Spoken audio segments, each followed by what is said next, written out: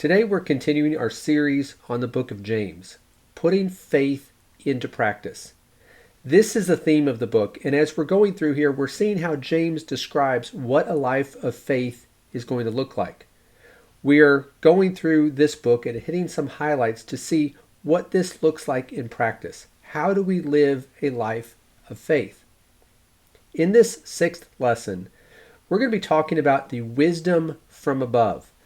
James contrasted this with the wisdom of this world. This earthly wisdom, he said, was rooted in bitter jealousy and selfish ambition and would lead to disorder and every evil thing.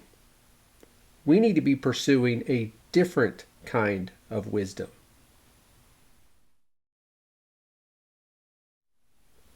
Let's notice James chapter 3, verses 17 and 18.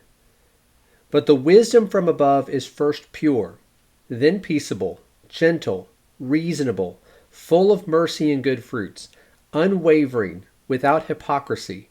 And the seed whose fruit is righteousness is sown in peace by those who make peace.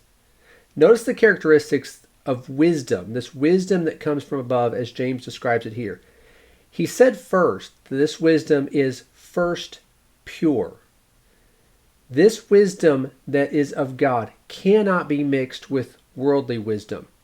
We have to be wholly committed to following God in His ways. And if we are singularly focused on following God's wisdom, it will produce those characteristics that are mentioned in verse 17. Again, he says that it's first pure, and then he says it is peaceable, gentle, reasonable, full of mercy and good fruits, unwavering, and without hypocrisy. And there's a strong emphasis in those characteristics in that list that describe our behavior in our interactions with others and how we treat other people. So James then talked about, after that, he said, the seed whose fruit is righteousness. What is produced when we live a life that is guided by the wisdom from above? It produces righteousness. It will be manifested in the ways that are mentioned in verse 17 that we just read. But it all falls under the category of righteousness. Following God's wisdom leads to righteousness in our lives.